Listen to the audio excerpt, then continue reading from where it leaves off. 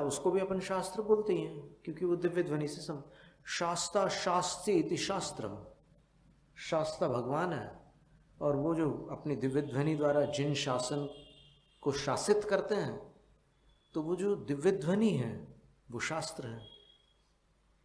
फिर उसको गणधर देव सुनते हैं, सब लोग सुनते हैं, लेकिन गणधर देव उसके बीज पदों को भी ग्रहण करते हैं, और उससे 12 अंगों की रचना होती है।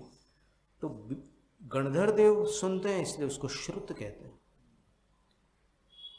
फिर वो काव्य में उसको ग्रंथित करते हैं, ग्रंथ रूप रचना करते हैं, द्वादशांग।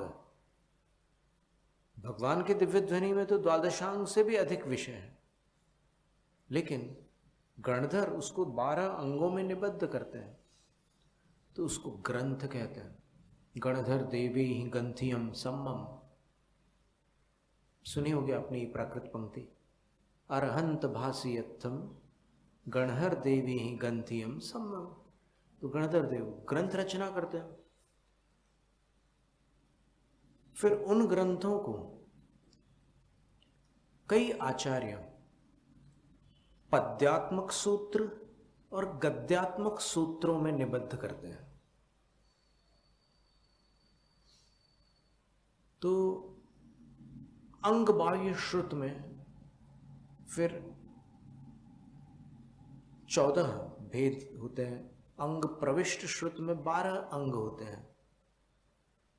तो 12 अंग अंग प्रविष्ट में आते हैं, और 14 जो अंग प्रविष्ट से बाहर निकाले हुए उनका ही अंगों का ही संक्षिप्त सार है, उनको अंग बाह्य श्रुत कहते हैं। तो फिर ये षटखंड आगम सूत्र, तत्वार्थ सूत्र, ध्यान सूत्र आदि कई सूत्र आज उपलब्ध हो रहे हैं। सूत्र का अर्थ क्या है? अल्पाक्षरम असंदिग्धम सूत्रम सूत्र विदो विदु, जिसमें अल्प अक्षर हो और अर्थ स्पष्ट हो, विषय अधिक हो, उसको सूत्र कहते हैं।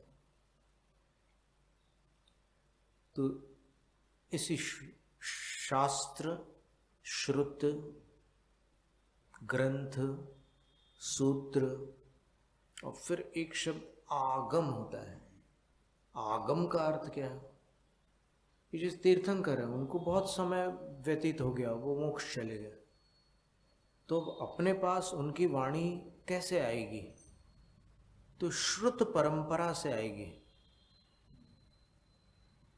उनसे गणधर सुनेंगे, गणधर से उनके शिष्य सुनेंगे, उनके शिष्य सुनेंगे, उनके उनके उनके, ऐसे सुनते सुनते गुरु मुख से सुनते हुए जो शिक्षा काल बताया, पहला काल दीक्षा काल, दूसरा काल शिक्षा काल, 12 वर्ष तक गुरु मुख से शिष्य को चारों अनुयोगों का श्रवण अनिवार्य है।